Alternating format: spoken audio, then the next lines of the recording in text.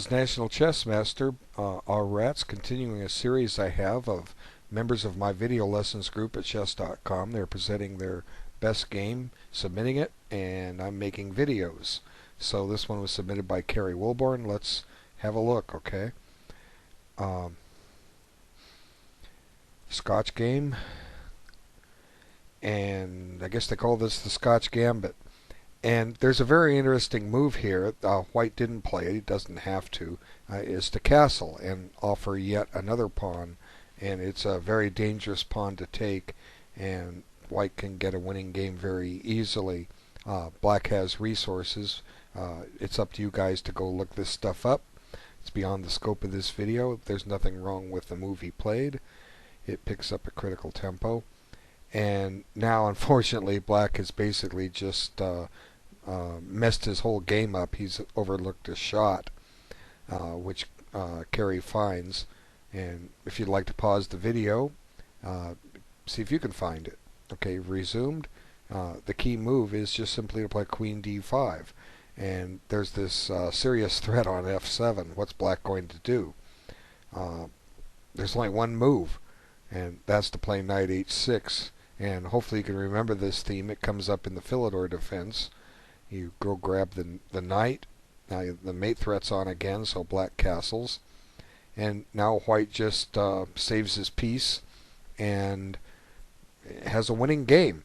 And unfortunately, White kind of fumbled around in this game quite a bit, and it's going to take 87 moves to win it.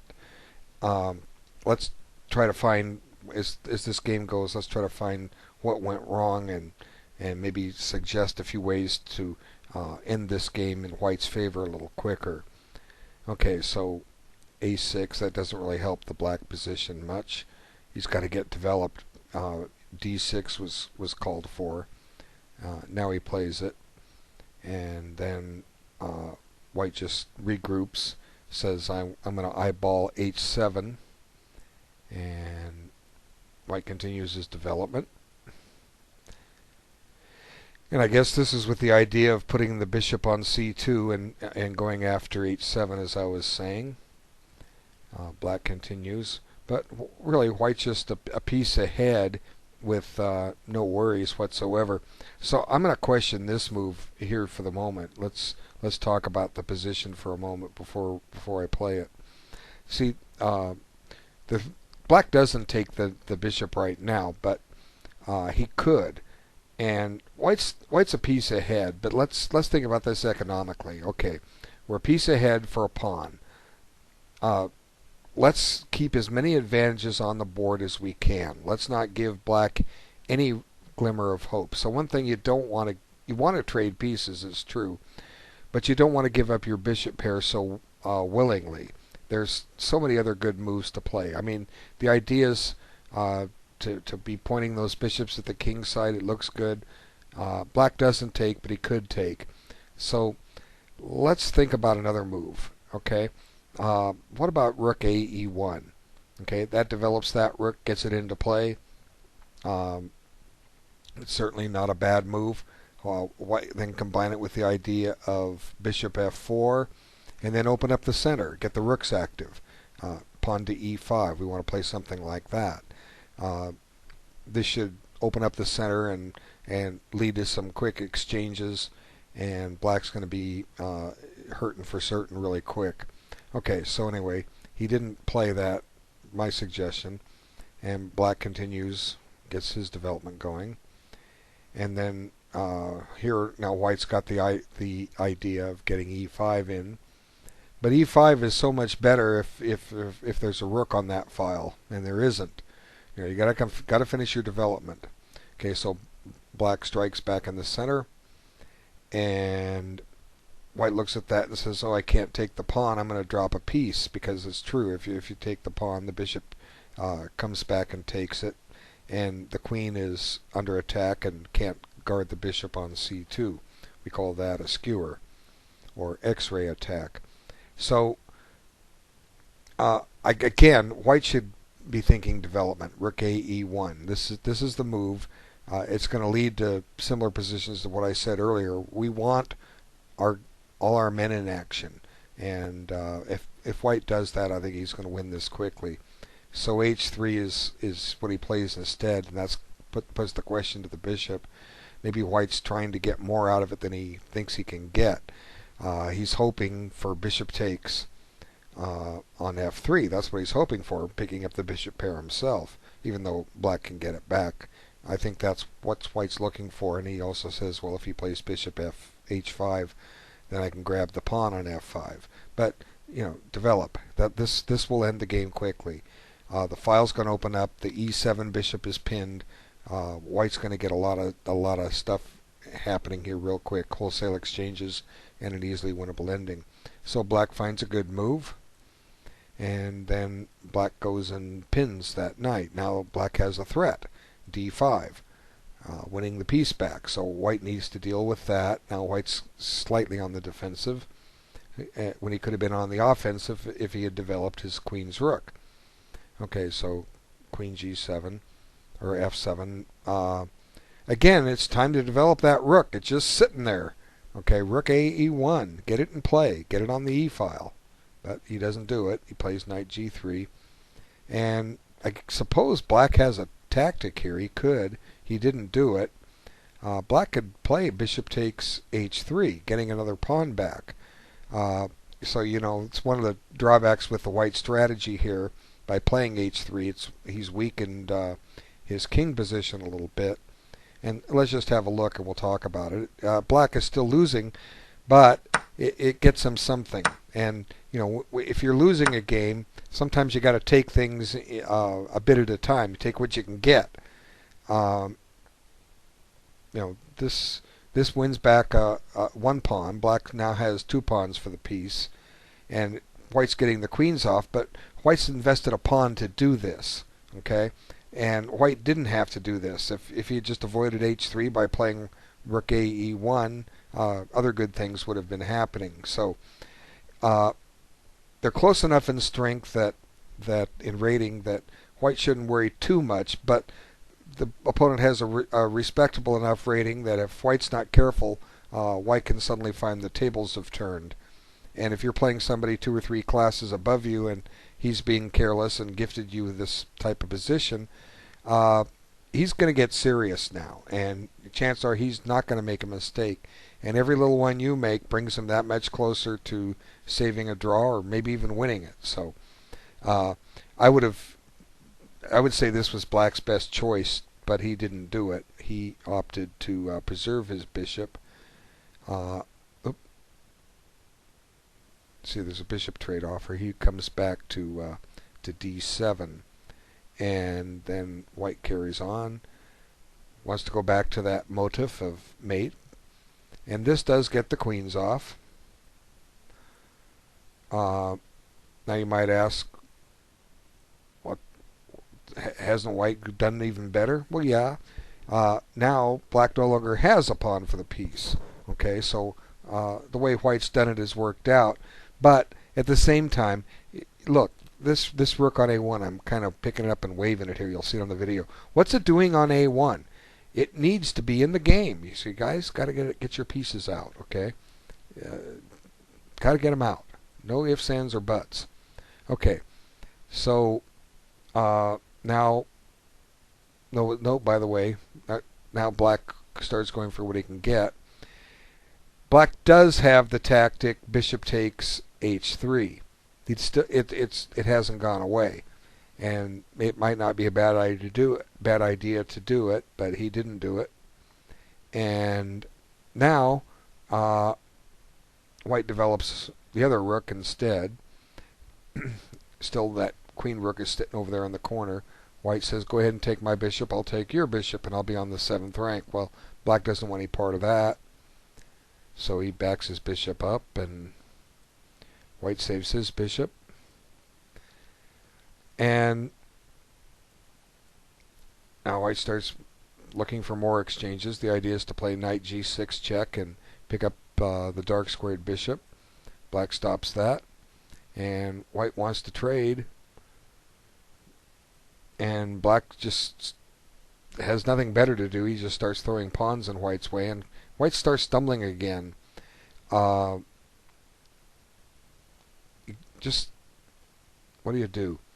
If you take the bishop, then black takes the knight on h4, and he's on both the knight on g3 and the bishop on d7. So white's kind of, gifted black a little bit more than he should have gotten here. Okay, so he comes up with having to go here, and now black has gained something. He's won 2 pieces for the rook. Now, it's true white has a pawn here, but he didn't take it. And he needed to take it. Okay, that gives him 3 connected pass pawns. And black has, all the black has going for him is queenside pawn majority. But black has something else in this position. And what that is 2 bishops. Okay, as I was talking about the bishops, white had gifted that one on d4 that sat there for a long time. Black didn't take it, but with the 2 bishops, if you're going to be down exchange, this is about as good as you can get. 2 bishops against a rook and a knight. Okay, because if the board opens up, and it is opening up, those bishops can really do a lot of dancing around and kind of mess white up. So white's going to have to work now. It's just not as easy as it was. But taking on g5 was the indicated move. I can't see any kind of tactical flaw with it at all. But white carries on with a check instead. And now the knight is over there on the rim. Knight on the rim is dim. And then it comes back to g3.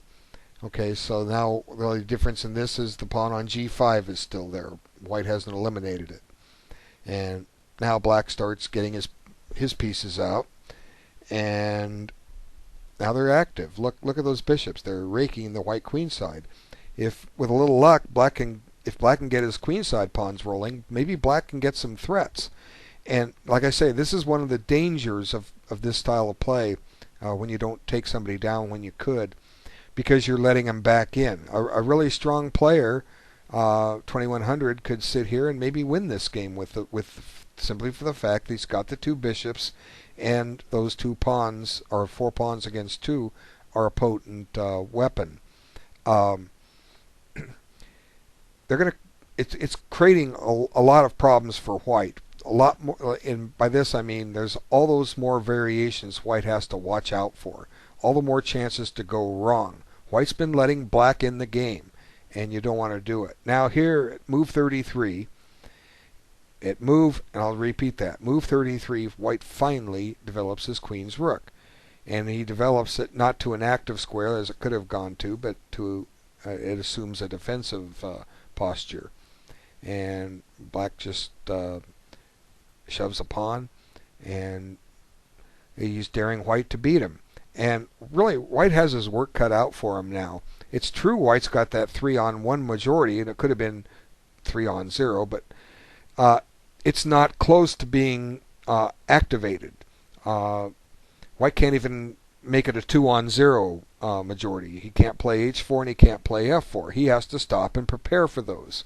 Meanwhile, he's tied down to guarding a pawn with a rook. So in effect, let's think about this. Okay, let's say that this bishop on g7 and this pawn, and this pawn on d4 and this rook on d1, they're all not doing anything because they're all tied down. So white's tied down to guarding that pawn on d4, and black's got a bishop tied down defending it. Well, what's left? Well, black has a rook, so does white. That's a wash. White has a knight, black has a bishop. That's a wash. What else is there? White has 4 pawns, 1, 2, 3, 4. Black has 1, 2, 3, 4 pawns. So even though black's down material, he's tying white down. Black is close to having an even game here. White's really got to have to win this game all over again. And you want to avoid these things when you're playing. If you have a winning advantage, you want to increase it. Okay, black activates his rook. White gets his king towards the center. Now look at that rook. Now it's attacking too. So white has 3 pieces, 2 rooks and a knight. 1 rook can't move, The other rook and knight are tied down defending a pawn. Black's got a great position, and he's only down the exchange. Okay, so white kicks the knight or the rook, and it just goes and finds a new square deep in the enemy camp. And white's kind of like trying to get his pieces unscrambled. And now look at that rook on d2. It's guarding two pawns. You know, it could have been on e1 and participating in the action much earlier, but it didn't. So white's really going to have to work now. Okay, and I don't think black plays the best possible moves. Black lets white off the hook. Black could have probably done better, and that's just good news for white. You know, notice that that bishop on g6, it takes a couple squares away from the white rooks. Those bishops are good, but now black kind of throws caution to the wind. Whoop, went too far. Darn it. Sorry. Okay, let's get this. Black kind of throws. It's doing it again. Silly. Okay, king. Let's back up there. Maybe it won't. Okay, 37. Try and make sure it doesn't do this again. Rook e2, bishop f8, rook b2, b5. Now it looks like it's okay. Rook c1. Now black hasn't activated his pawns in the right way. He's going to lose one, and he finds a clever way to lose one, because he's going to lose more than the pawn here. But again, white is going to let black off the hook here in a little bit. Get the pawn rolling. Now it's going to cost black a piece to stop it, and there it is. So move 45. White's received a gift. Black hasn't played this correctly, but white's going to fumble again. Okay, and we'll see why. Now white's a whole rook ahead. This is a simple routine win. Black's got a queenside pawn majority, 2-1, and a center pass pawn, but they're not going anywhere. White has too much firepower. The pawn on d5 can't even advance. It's going to get captured. And white has enough pieces to stop black from doing anything with his pawn majority. But let's see what happens. How does white let black back in this game? Okay, this is good. Offer a rook trade. He can't accept. Now, at this point, there's no need to advance the pawn. It does free the rook on d2, but now ties the rook on c3 down. So let's just let it sit there. Black is a long way from getting a pass pawn there. As a matter of fact, he's not going to get a pass pawn there. The pawn on d5 can get to d4, but he could have done that anyway. It's time now to find a way to activate these pawns. Let's get, I said earlier we're a long way from getting them going. Well, now's the time. g3, and then follow up with f4. Then if pawn takes, the knight takes. You got two connected pass pawns. And again, white has enough firepower to stop black from doing anything. So now's not the time to fumble on the queen side. Play on your strength. Okay, so this also a3 makes it easier for black to get a pass pawn because white's bringing his pawn up to oppose it. But here his plan is clear. He wants to trade a rook, and black obliges, but in the best possible way. And what white needs to do now is simply take the rook. Okay, take the rook. Either way should be fine. I think the d rook would probably be better. But if you take the rook, black's going to run out of counterplay here real quick. Okay, watch. Black has two ways to retake. Okay, if you take with the B pawn, white simply plays king e3, and black can resign. White is going to occupy d4 with his king or with his knight, and I'm sorry, black's not going anywhere. He's not going to enter the position with his king. He's not going to advance his pawns. Game over. Okay, so that leaves one other way to take. Let's try this one. Well, what's white do? Well, it's simple. All white does is just play a4 and separate the pawns. What's black going to do? Excuse me. If he takes the pawn, he's now got double pawns, and it looks like they're going to be goners here. How's black going to defend this? He's going to have to go something like bishop e8 and then knight c3 and win the pawn. Okay, and then it's just a matter of white getting his pass pawns going. Okay, so what else does black do on a4? Well, what can he do? Well, bring the king up. Okay, you want to try that? Well, hey, I'm going to get rid of that pawn. Now, if black doesn't retake, that pawn could get dangerous. And once again, black is not going anywhere here. Okay, white just remaneuvers things, just sends his king over to the queen side. What's black going to do? At some point, he's got to push his pawn, right? And he's got to advance his king to support it to get it to a3. Well, white gets moves too, and here they come. Okay, now look, is the pawn really that dangerous now? And the answer is no, it isn't. Okay, because the moment it goes to a2, white plays king b2, and that pawn is stopped in its tracks, and then white activates his queenside pawn or kingside pawn majority, and game over. Okay, one other try for black is to play kind of a deflection idea. The idea is you're hoping to play bishop takes knight and undermine the defense of the rook on c3. Well, gee, that's easy to deal with. The c3 is covered. We'll just find a good move over here. We'll put the knight on c1, and you're not going anywhere. So what's black going to do? Well, he's got to save his bishop. Now we're going to check the king out of there. Now the king can't advance, and we'll just send the king over to help, and white wins easily. Then black is going to be totally defenseless against g3 and f4, and black has absolutely no hope. So the moment that white had the rook trade to get to a winning ending, he opted not to do it. Let me find the right spot in the PGN. Okay, let's see. It takes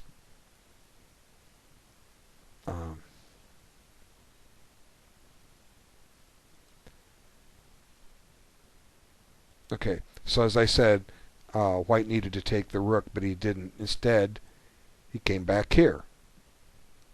Okay, why not take it? Like I say, it clearly won. Now black activates his king, and white could probably win with rook takes c4 with similar methods as I showed, but he didn't do it.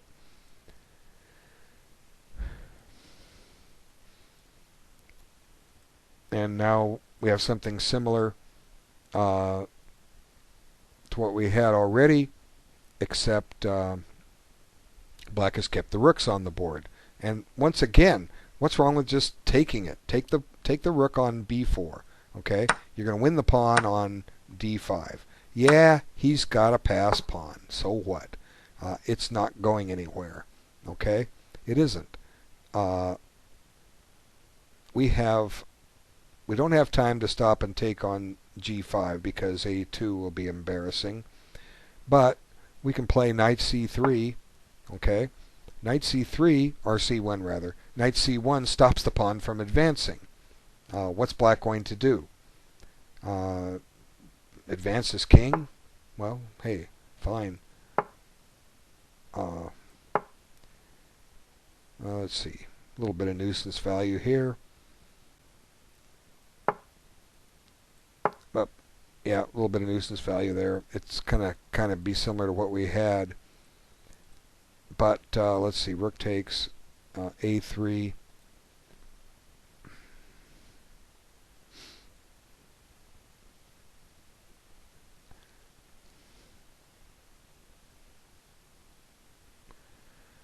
White should still be winning this. Okay, maybe it's not as easy as I thought, but he missed his chance earlier. But instead, what white does is he declines the rook exchange and stops him here. Okay, so anyway, black advances the king. What else is there? And white now finds a new tactic. He finds a way to get rid of both pawns, but unfortunately at the price of a rook. Okay. Now this does force a rook trade because the rook is pinned. And now after rook takes d5, white is hoping for king takes d5 and then a fork. But my question is, what if black just says phooey? I'm going to keep the rook on. Suppose he plays rook a2. Okay, it's true white can win this pawn on g5, but all of a sudden black's got some possible counterplay here. There's a pin that has to be dealt with. White's a little tied down here. King d4. Well, no, you can't play king d4. It's pinned. Or the knight's covering it. Black's got some nuisance value here. White's still got to sort things out. But anyway, this idea does win, but it's just taking forever. We're now at move 54. It's still going to take another 30-some moves to win this game. Whoop, he didn't play that. He took here. Now he gets it. Now, I say 30 more moves to win this. White does have a winning game, but he's got an awful lot of maneuvering to do to get there. And, I'll just kind of run through the moves here. It's just a matter of white could go trade off pawns and be winning, but he just goes a different way and plays around and wants to win that pawn outright if he can. Now he offers the trade. And black should have taken it, but doesn't really matter. Black's going to lose. It's just that it took a long time now to get these guys going and repeating the position, avoiding repetition. So finally, white's making some progress. Now you got to be careful you don't run into some tricks where black reaches a drawn ending, but I didn't find any threat to even do that. And C checks him out, repeats the position. White's got to find a new way, but nothing wrong with it.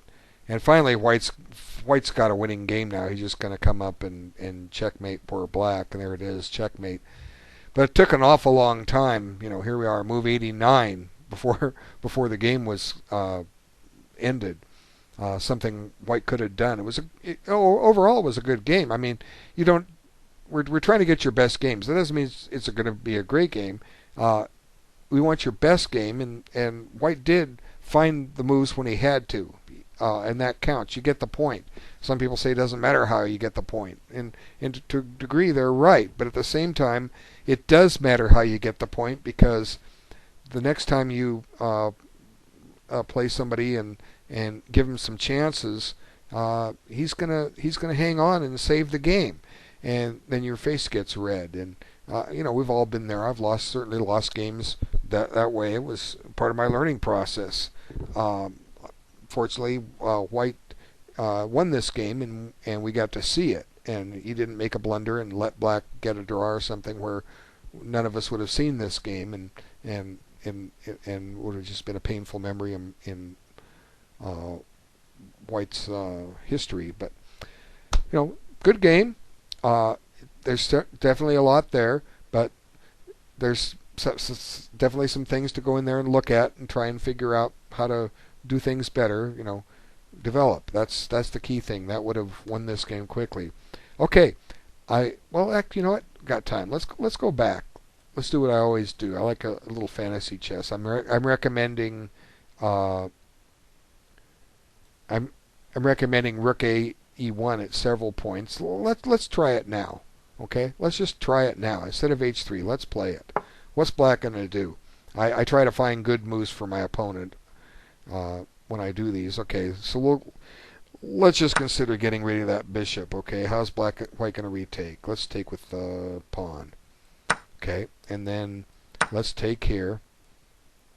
Okay, well, maybe black's going to double up some pawns here. Can we take with the queen? Yeah, we can take with the queen because our rook is on e1. Yeah, see, because we took with the queen, we've eliminated the skewer. We just go and grab the piece, and if black obliges, he gets his piece back. But wow, white's a piece up, and he's got a rook on the 7th that's happily munching pawns. As I was saying, get the rook centralized, a lot of exchanges are going to happen, and white's going to get a one game. Well, there it is. What else can... too far back. What else can black try here?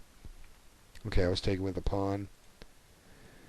Okay, instead of bishop f5, let's... How do we avoid exchanges? Well, the bishop's pinned. We've got to bring a rook up. I mean, it's under attack. We've got to save it. I don't think white has anything with bishop a4, so let's... there's as good as time as any to kick that guy out of there. Let's kick it. Okay, now... oh, wait. We got mate and 1 down there. How long has that been staring at me?